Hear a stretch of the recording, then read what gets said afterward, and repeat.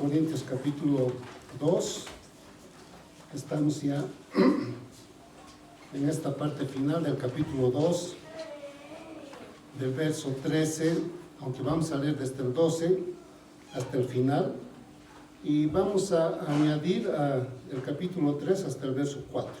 ¿Ya? Vamos a dar lectura. Vamos a leer, hermanos, desde el verso 12. 12 hasta el final, y el capítulo 3, 1 al 4. Bueno, esta porción es una transición entre estos dos capítulos, ¿no? Entre lo que ha querido decir capítulo 2 y lo que va también a abordar en el capítulo 3. Vamos a dar lectura, hermanos. 2, 3. Y nosotros no hemos recibido el espíritu del mundo, sino el espíritu que proviene de Dios, para que sepamos lo que Dios nos ha concedido, lo cual también hablamos, no con palabras enseñadas por sabiduría humana, sino como las que enseña el Espíritu, acomodando lo espiritual a lo espiritual. Pero el hombre natural no percibe las cosas que son del Espíritu de Dios, porque para él son locura, y no las puede entender, porque se han de discernir espiritualmente. En cambio, el espiritual juzga todas las cosas, pero él no es juzgado de nadie. Porque ¿quién conoció la mente del Señor? ¿Quién lo instruirá? Mas nosotros tenemos la mente de Cristo. Capítulo 3. De manera que yo, hermanos, no pude hablaros como espirituales, sino como a carnales, como a niños en Cristo.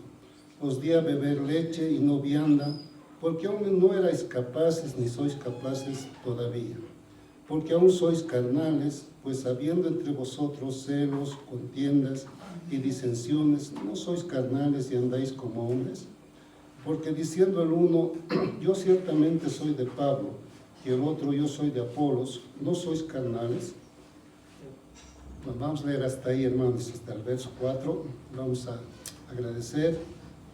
Dios nuestro Padre bendito, estamos agradecidos, Señor, a ti por este día, por este tiempo. Gracias, Señor, por cada uno de nuestros hermanos.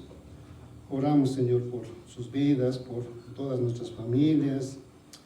Oramos también por nuestros hermanos que están ausentes, seguro con alguna situación ahí, algún compromiso que hay que cumplir. Oramos, Señor, para que tu gracia, tu misericordia, tu paz, Señor, también esté con ellos allí donde ellos estén. Te damos gracias, Señor, por este tiempo, bendícelo. Que tu Santo Espíritu, Señor, también nos guíe siempre a la verdad que eres tú, Señor. Te lo pedimos en el nombre de Jesús. Amén. Amén. Hermanos, estamos ya en el capítulo 3, o finalizando el capítulo 2, ¿no? Y vamos a ver un poco sobre, el apóstol Pablo va a abordar este tema de tres tipos, o cómo los seres humanos se acercan al Evangelio, o a esto que el apóstol Pablo dice, a esta mente de Cristo, o a este Evangelio que es espiritual, ¿no?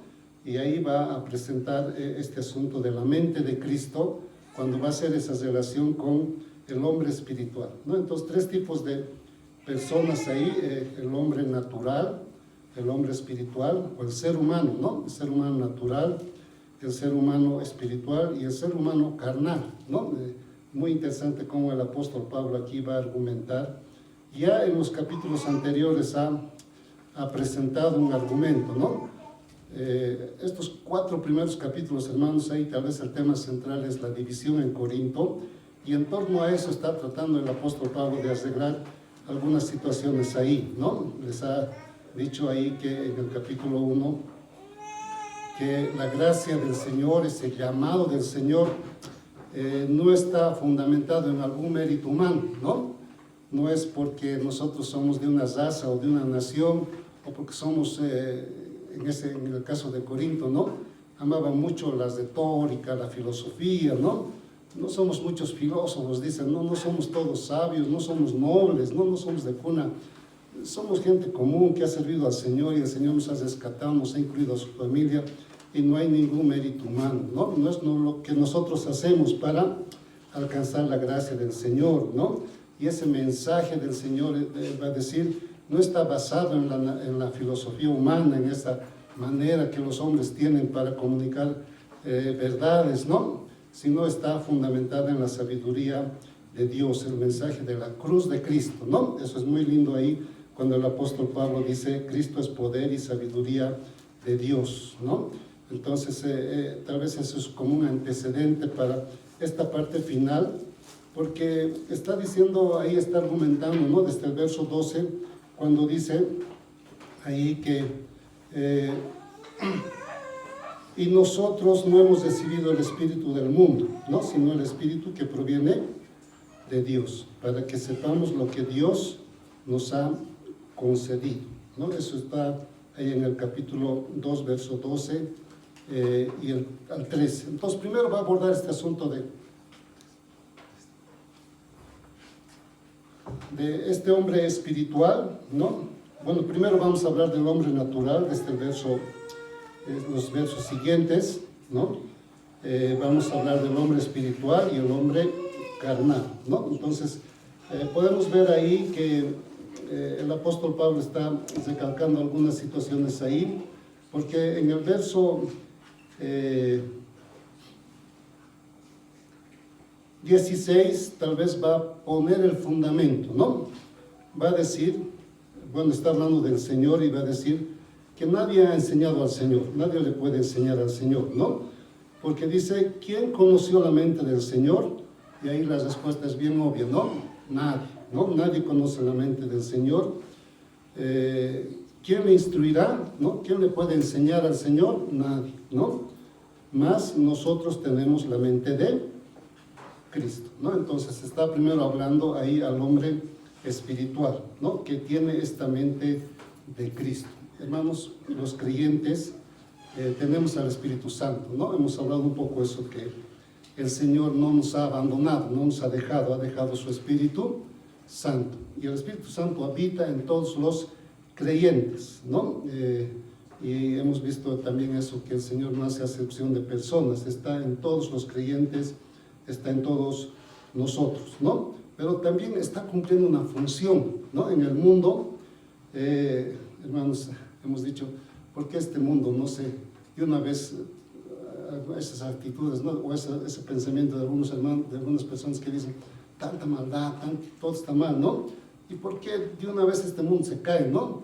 Y ha habido algunas situaciones ahí en el siglo pasado, ¿no? 2 guerras mundiales ahí, que a muchos se han puesto a pensar y parece que estamos cerca de eso, ¿no? Y algunos piensan que la tercera guerra mundial tendría que ser ese fin del ser humano, ¿no? Pero, ¿por qué no ocurre eso? Es la acción del Espíritu Santo obrando también en el ser humano, ¿no? Hemos dicho que el mal no es un absoluto en el creyente, ¿no? Es relativo, y que después surge la vida, después surge el bien, ¿no? O siempre el bien, hermanos, triunfa sobre el mal, ¿no? Aunque parece que el mal está triunfando, está derrotando al bien, de pronto surge ahí como una, a veces como esas pequeñas flores o esa vida de esos árboles que surgen ahí en medio de un espacio ahí bien árido, ¿no? Entonces, más o menos eso está diciendo que el Espíritu Santo vive ahora en el creyente y los creyentes ahora tienen la mente de Cristo, o este hombre espiritual debe juzgar las cosas según la mente de Cristo, ¿no? Eso es muy importante entender sobre este hombre espiritual, ¿no? Estas palabras que son enseñadas por el Espíritu, ¿no? El Espíritu de Dios hablando al Espíritu del ser humano. Entonces, esta predicación de los apóstoles, dice, no se basaba en la sabiduría humana, ¿no? Ni en la retórica griega, sino en esto que el Señor transmitía a través del Espíritu Santo a estos hombres para predicar según el Espíritu, ¿no? Entonces, este mensaje espiritual también es independiente, hermanos, de la erudición humana, ¿no? Y hemos hablado un poco sobre eso, ¿no? De esos hermanos, que admiraban mucho esos argumentos de los filósofos de ese tiempo, ¿no? De la construcción retórica e incluso la manipulación que ellos hacían con sus voces, ¿no? Y movían a las personas para llorar o hacer alguna situación ahí, ¿no? En ese uso de dones que se hacían. Y el apóstol Pablo está diciendo, no, el evangelio, hermanos, es muy independiente, o este mensaje del evangelio es independiente de esa erudición humana, ¿no? Alguna vez hemos hablado también de eso, hermanos, que a veces hay hermanos tan sencillos, tan humildes, ¿no? No han pisado un seminario, no han hecho grandes estudios teológicos, etcétera, etcétera, ¿no? Pero a veces pueden consolar, pueden animar, pueden hablar la verdad o hablar el evangelio también del Señor Jesucristo. ¿Por qué? Porque ese evangelio, hermanos, es independiente de la erudición humana, ¿no? Eso es muy lindo ahí, porque el apóstol Pablo, aunque él era un hombre muy preparado, ¿no? Él hablaba esos 3 idiomas más importantes, ¿no? Que vivía en ese mundo tal vez que ha marcado el occidente, el mundo occidental, todo el mundo, ¿no? O sus escritos también han influido mucho al mundo, pero él dice, no está basado en esa erudición humana, ¿no? El mensaje del evangelio es independiente de cualquier erudición humana, porque es un evangelio espiritual, ¿no? Entonces, eso podemos ver ahí, esta interpretación de lo espiritual para lo espiritual, o del Espíritu de Dios, hermanos, que nos habla a nuestro espíritu, ¿no? Esa comunicación de estas verdades profundas, ¿no? Qué importante ver eso, hermanos, también aquí entender eso, ¿no? Que el mensaje del Evangelio ultrapasa, si podemos decir, cualquier argumento filosófico o retórico que podamos construir los seres humanos, ¿no? Es un evangelio del Señor Jesucristo. También podemos ver, hermanos, esta categoría de posturas humanas frente al evangelio, ¿no? Y hemos visto la postura del hombre natural cuando leemos estos pasajes, ¿no? Del hombre natural que no percibe, o que en el verso 14 dice: pero el hombre natural no percibe las cosas que son del Espíritu de Dios, porque para él son locura, y no las puede entender o discernir, dice, ¿no? Porque se han de discernir espiritualmente, ¿no? Entonces, esta descripción que hace el apóstol Pablo del hombre natural, ¿no? Esta persona que ve estas cosas espirituales incluso a veces como locura, ¿no? Y bueno, la verdad, hermanos, es que todos nacemos con este estado natural, ¿no? Por más que hayamos nacido en un hogar cristiano, hemos nacido con esto en nuestro corazón porque somos descendientes de Adán, ¿no? Hemos nacido con la rebeldía, el orgullo, y esto a veces incluso de cuestionar incluso a Dios algunas situaciones, ¿no? Todos nacemos como hombres naturales en esta situación de rechazo a Dios, ¿no? El ser humano vive o nace así, ¿no? Porque somos herederos de Adán. Necesitamos esa intervención divina, esa intervención del Espíritu Santo, ¿no? Algunos hermanos dicen ese soplo divino. Necesitamos el ser humano para hacer nacer en nosotros lo espiritual, ¿no? Por eso ellos consideran eso como locura, ¿no? Para ellos son locuras, no pueden entenderlo, ¿no? Porque carecen de ese discernimiento espiritual, ¿no? Entonces, esta descripción del hombre natural que hace el apóstol Pablo, dice, para ellos son locura, y tal vez en algún momento nosotros podemos ver, ¿no? Por lo menos personalmente yo he visto en mi vida, ¿no? En algún momento en mi vida, tal vez cuando estaba tratando de buscar mi propio camino, ¿no? Y cuestionando algunas situaciones, la vida, la situación, todo, ¿no? Veía a la iglesia, hermanos, como algo irracional, ¿no? Los cantos que hacemos, la predicación, y a veces yo cuestionaba y decía, tenía muchas dudas, muchas cosas ahí, ¿no? Y yo me acuerdo que en ese tiempo decía, bueno, sí, y algún momento yo voy a ser libre, ¿no? Porque mis papás seguro ya me voy a desligar de la fe o de la iglesia y voy a buscar mi vida, ¿no? ese tiempo, ¿no? Cuando consideramos las cosas espirituales como locura, ¿no? Y eso es, el mundo, hermanos, vive o interpreta lo espiritual en esa dimensión, ¿no? Hay algo que muy interesante de un hermano que ha escrito sobre esos que se burlan, ¿no? Se burlan de la fe cristiana y dicen porque de esas personas que dicen que son movidas por el amor a Dios y el servicio al prójimo, ¿no? Los hermanos decimos eso, ¿no? El cristiano dice eso, ¿no? Que todo lo que nosotros hacemos en esta vida debe ser movida por el amor a Dios y el servicio al prójimo, no ese mandamiento del amor. Ama a Dios y a tu prójimo como a ti mismo, ¿no? Y esta gente estos filósofos, ¿no? Estos filósofos de la sospecha dicen, eso es imposible, no existe eso, ¿no?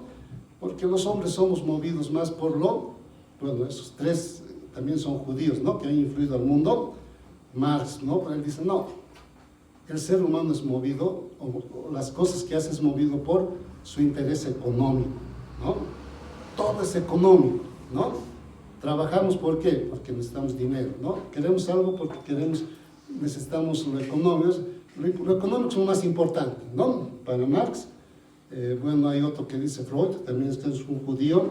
Él dice, no, el ser humano está movido por sus instintos, ¿no? La sexualidad le guía, ¿no?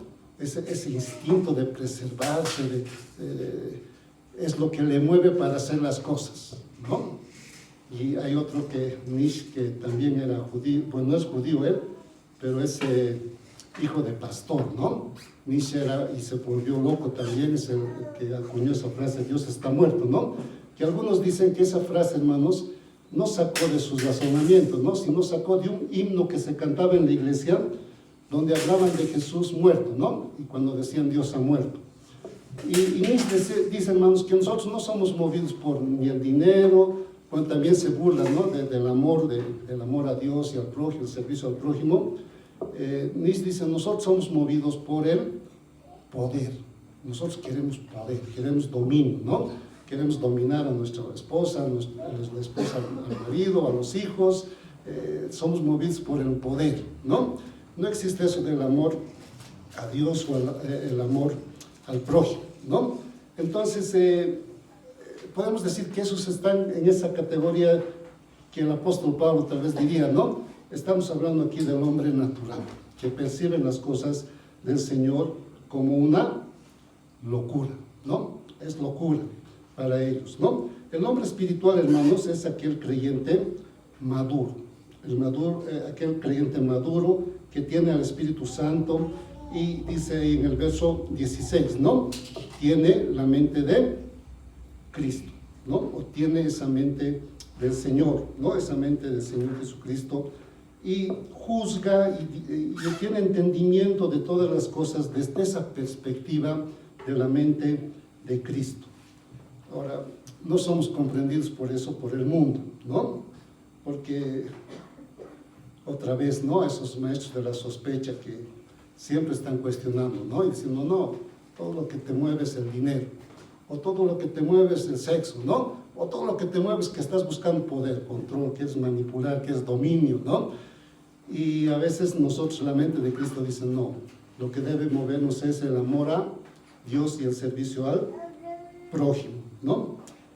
Y también en el verso capítulo 3 encontramos también al hombre carnal, ¿no? Este hombre carnal que estaba en la iglesia, es un creyente real, pero es inmaduro, ¿no? Es un niño espiritual, es un niño en Cristo. En el verso ahí 1 del capítulo 3 dice, de manera que yo, hermanos, no pude hablaros como a espirituales, sino como a carnales, como a niños en Cristo, ¿no? Que aún piensan y actúan según criterios mundanos, ¿no? Entonces, esto estaba ocurriendo en la iglesia en Corinto, porque esta expectativa, esta admiración por estos líderes cristianos, ¿no? Apolo, qué gran predicador, o el apóstol Pablo es un gran misionero, es un gran hombre de Dios, ¿no? O el apóstol Pedro es a quien debemos nosotros seguir, porque él ha caminado con el Señor, estaba muy cerca de él, ¿no? Y además es el líder en Jerusalén. o algunos que decían, no, nosotros de ninguno, no, somos de Cristo, que después vamos a ver un poco sobre este grupo de hermanos también que estaban ahí y que estaban causando problemas, ¿no? Entonces, el hombre carnal, hermanos, es aquel que está en la iglesia, es creyente, ¿no? Pero es un hermano inmaduro, alguien que está actuando según esos criterios mundanos, ¿no? Ha recibido al Señor, pero mantiene esos patrones de conducta humanos, ¿no? Y ahí el apóstol Pablo va a aclarar, ¿no? Os di a beber leche y no vianda, porque aún no erais capaces, ni sois capaces. Y el verso 3, porque aún sois carnales, pues habiendo entre vosotros celos, contiendas y disensiones, no sois carnales y andáis como hombres, ¿no? Entonces ahí está la preocupación del apóstol Pablo, en el verso 4, ¿no? Yo soy de Apolo, yo ciertamente soy de Pablo y el otro, yo soy de Apolos, no sois carnales, ¿no? Ahí está el apóstol Pablo también hablando a estos hermanos en esta situación que estaban atravesando en Corinto. Tal vez podemos volver ahora un poco a esta mente espiritual o a esta mente de Cristo como el eje, hermanos, o como el centro de nuestra espiritualidad, ¿no? ¿Qué es tener la mente de Cristo, ¿no? Tal vez podemos decir que este debe ser este privilegio supremo que debemos buscar los creyentes, ¿no? Esta capacidad intelectual que el apóstol Pablo aquí lo presenta como superior, ¿no? Esta visión del mundo que para el apóstol Pablo es renovada, ¿no? Es algo nuevo, no es una perspectiva divina. Y esta mirada de esta implicación de la cruz de Cristo, ¿no? Que exige también, hermanos, nuestra decisión, ¿no? Esto es muy importante ahí ver esta perspectiva divina también, ¿no? Cuando podemos nosotros, hermanos, juzgar lo que dice aquí el texto, ¿no?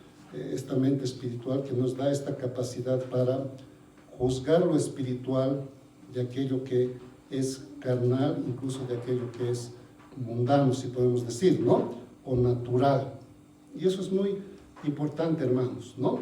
Esto debe ayudarnos un poco también para ver nuestra realidad, ¿no? Estamos pasando momentos difíciles, especialmente en esta parte, ¿no? Y debemos tener, hermanos, esta lectura, ¿no? O debemos tal vez cuestionarnos y decirnos, ¿qué haría el Señor en estos casos, ¿no? O cómo pensaría la mente de Cristo, ¿no? En esta situación.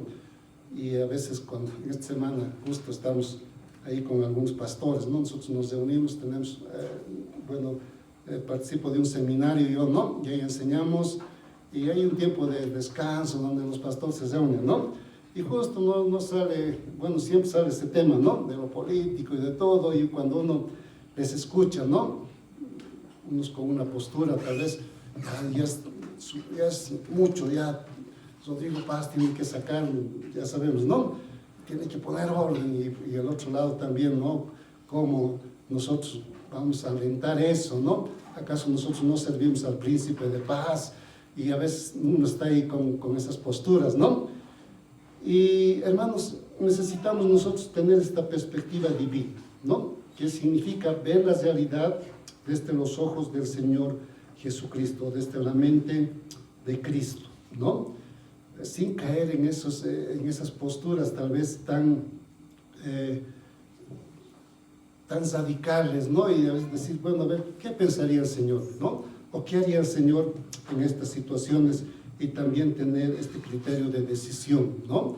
Y eso es muy importante también como creyentes, evaluar esta mentalidad también del mundo, de nuestro entorno, y tal vez alcanzar esa madurez alcanzar esta mente de Cristo, que es muy importante, hermanos, ¿no? Cada uno tiene que revisar eso y ver cómo estamos viendo esta situación, ¿no?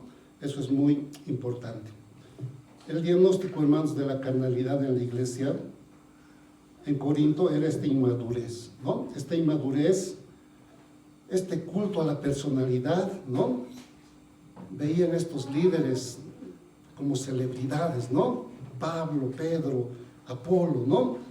Y para el apóstol Pablo, esta es una muestra de su carnalidad, hermanos, ¿no? Esta es una prueba máxima de su carnalidad, porque en la iglesia, más adelante ha dicho, ¿no? Pablo, que no somos nosotros los que estamos aquí, tal vez como maestros o como predicadores, ¿no? Sino que el mensaje es la cruz de Cristo, es el Señor, no tienen que mirar ustedes a hombres, ¿no?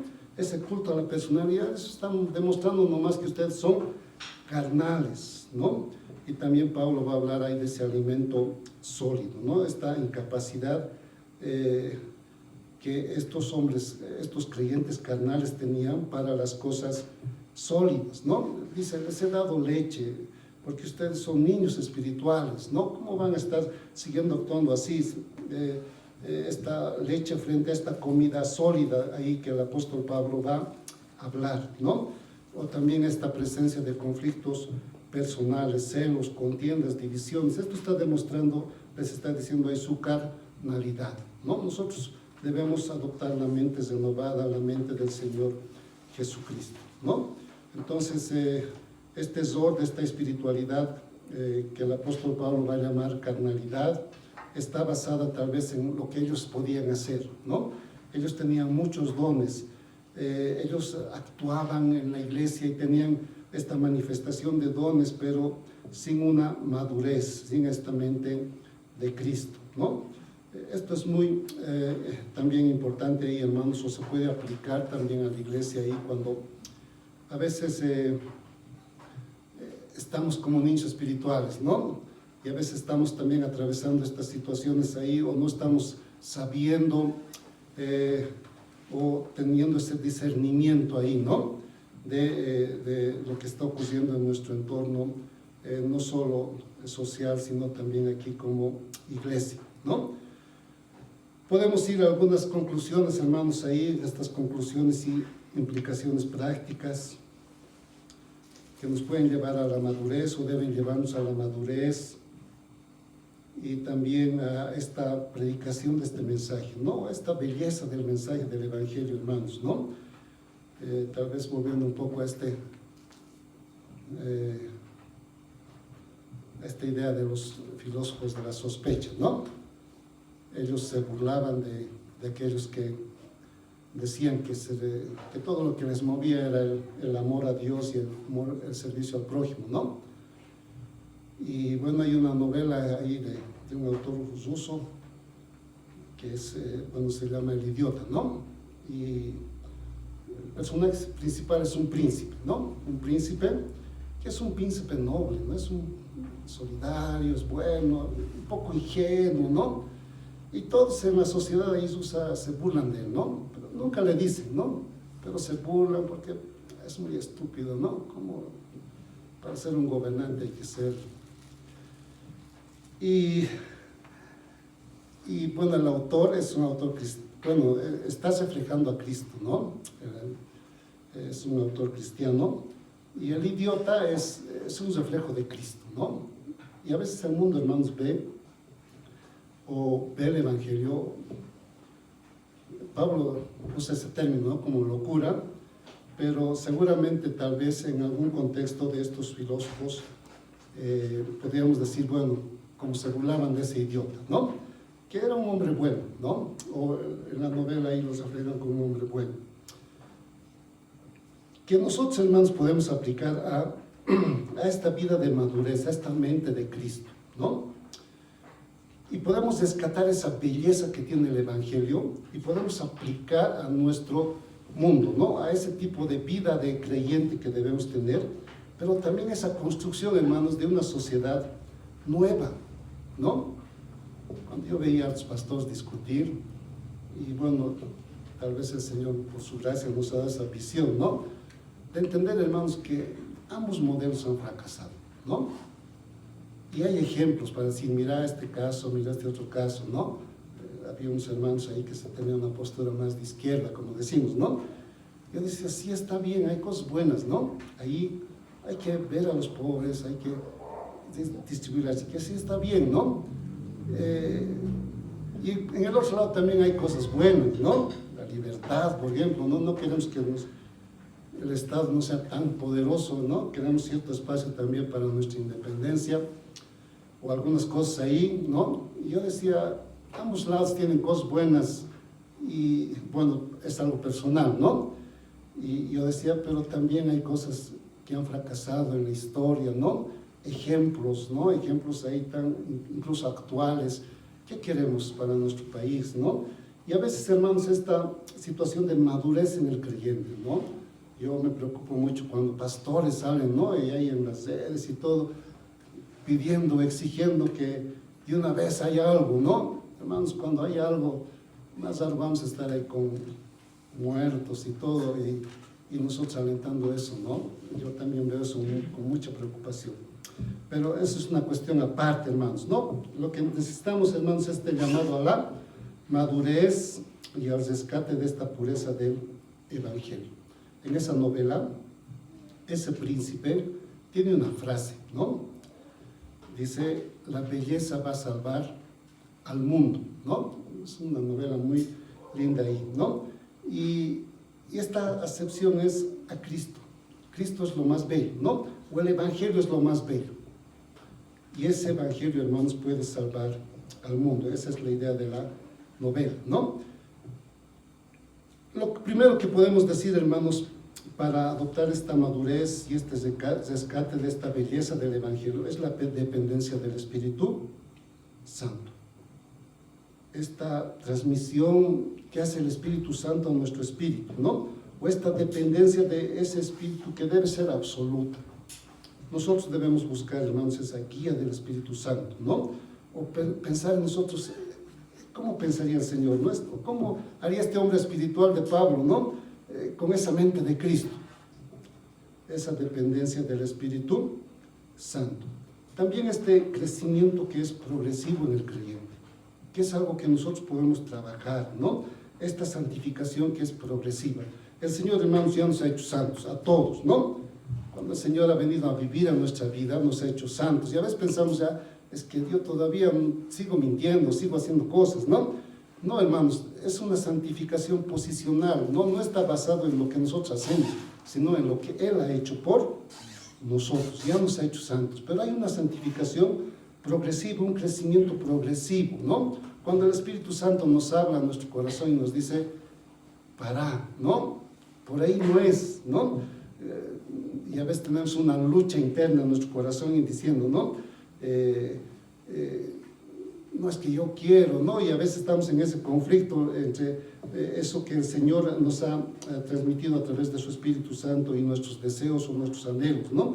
O lo que podemos decir aquí en este crecimiento progresivo de pasar de ser niños espirituales a ser maduros espiritualmente, aquellos que son sensibles a ese llamado del Señor o a ese mensaje del Señor a nuestro espíritu, ¿no? Algo que también podemos hablar aquí, hermanos, es esta prioridad de la palabra del Señor, ¿no?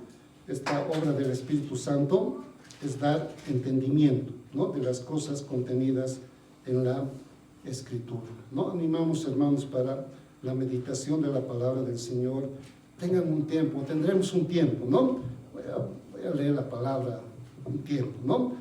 Cada mañana, 5 minutos, 10 minutos, ¿no? O tal vez media hora, no sé, hermanos, ¿no? Busquemos un tiempo para dar esta prioridad a la palabra del Señor, encontrar también sabiduría en la palabra del Señor y también, hermanos, este rol de los líderes, ¿no? De los predicadores, de los maestros, ¿no? Que debemos ser vistos, hermanos, como instrumentos de Dios, ¿no? Algo que está ocurriendo, hermanos, en la iglesia del Señor es ver, ¿no? Algunos líderes que hacen un buen trabajo, ¿no? Que hacen cosas muy buenas, muy lindas para el beneficio del mensaje del Evangelio, pero que van a algunos extremos, ¿no? A veces son tratados como celebridades, ¿no? Y son tal vez admirados y tal vez como en ese tiempo, ¿no? Yo soy de tal, yo soy de cual, ¿no? Este rol, hermanos, de los líderes también, que es un llamado de atención. Los líderes, hermanos, o el pastor, los líderes en la iglesia, son solo instrumentos del Señor, ¿no? Son solo instrumentos del Señor. Había un hermano, cuando se relató bueno, a lo que le acusó a él, ¿no? En la iglesia él había ayudado a una hermana para que se opere y bueno, la operaron a la hermana, ¿no?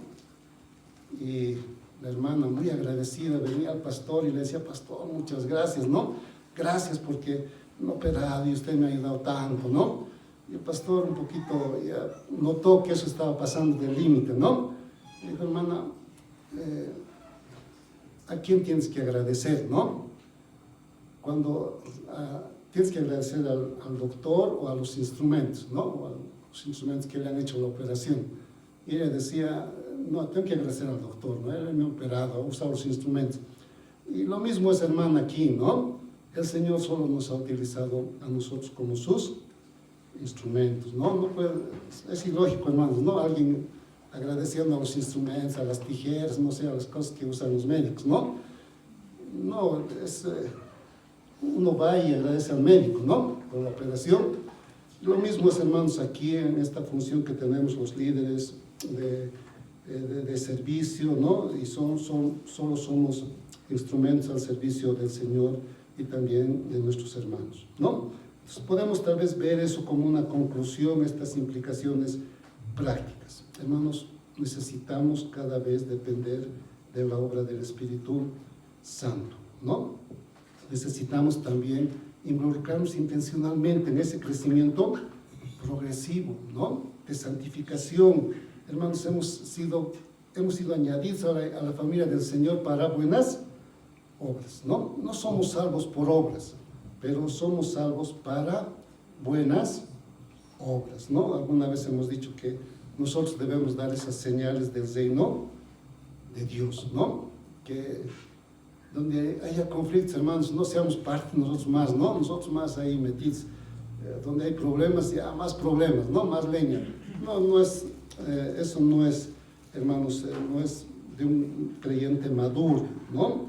Este crecimiento progresivo, esta prioridad, hermanos, en la palabra del Señor. Hermanos, a todos el Señor quiere darnos ese discernimiento, ¿no? Y debemos tener un tiempo para la meditación de la palabra. El Señor nos va a iluminar, ¿no? Alguna vez un hermano me decía, pero no puedo entender, ¿no? Parece tan complicado, tantas cosas ahí. Tal vez podemos empezar por algo, podemos tal vez empezar por la sabiduría, ¿no? Los libros de sabiduría, los salmos, que reflejan los sentimientos de las personas, las oraciones, las alabanzas al Señor, pasar por los proverbios, ¿no? El Eclesiastés, tal vez podemos, ahí los libros históricos son un poco difíciles, ¿no? Porque son nombres y cosas, tal vez hay que ver un compendio, algo de historia de Israel, y eso nos va a ayudar para entender también los escritos ahí. Podemos sacar mucha riqueza ahí de los escritos históricos del Antiguo Testamento. Nuestro Nuevo Testamento, hermanos, esta palabra del Señor, que los evangelios reflejan la vida del Señor Jesucristo, ¿no? Y ese mensaje central de su muerte y su resurrección, la vida de la iglesia, y podemos ir tal vez madurando y meditando también la palabra del Señor. Y también, hermanos, el rol, está ahí el rol de nosotros los que estamos en alguna función dentro de la iglesia del Señor. Nosotros solo somos instrumentos en las manos del Señor, ¿no? No somos el mensaje, o no tenemos el mensaje es el Evangelio del Señor, ¿no? Que está accesible para todos. Y tal vez tener mucho cuidado, ¿no? En eso de convertirnos tal vez en esos referentes ahí, ¿no? Como estaba ocurriendo en Corinto. Vamos a orar, que el Señor nos guíe, que el Señor nos dé sabiduría también para entender también esta situación que estamos atravesando, hermanos. La semana pasada tal vez estábamos pensando y diciendo, bueno, ya creo que basta, ¿no? Ya tienen que parar, tienen que cansarse, pero parece que la cosa va a seguir, ¿no? O esta semana más, o esperamos que el Señor pueda tocar sus corazones, tal vez tan duros, ¿no? Y que podamos encontrar días mejores también, ¿no? Como sociedad como país también, ¿no? Vamos a orar, hermanos, vamos a dar gracias al Señor por este tiempo. Dios nuestro Padre bendito, estamos agradecidos, Señor, a ti por tu palabra. Gracias, Señor, porque podemos, Señor, encontrar sabiduría, discernimiento. Señor, queremos madurar en la fe. Queremos dejar, Señor, de ser niños espirituales. Ayúdanos, Señor. Guíanos en nuestra situación aquí, en nuestro país, en nuestra ciudad. Tal vez, Señor, no estamos en posibilidades de hacer mucho, Señor, pero tal vez aquello poco que podemos hacer, Señor, que lo podamos hacer en amor a ti, en servicio a nuestro prójimo, Señor. Damos esa mente de Cristo, Señor. Necesitamos tener tu mente, Señor, para nuestras vidas. Líbranos, Señor, del mal. Guarda, Señor, nuestros corazones. Oramos por tu iglesia, Señor, en todo lugar, por nuestros hermanos, a quienes tú has llamado, Señor. Tú los has llamado para ser parte de ese tu cuerpo, Señor, tu iglesia, y donde tú, Señor, eres la cabeza, y nosotros, Señor, miembros los unos de los otros. Te lo pedimos, Padre, en el nombre de Jesús. Amén. Amén. Que el Señor os bendiga.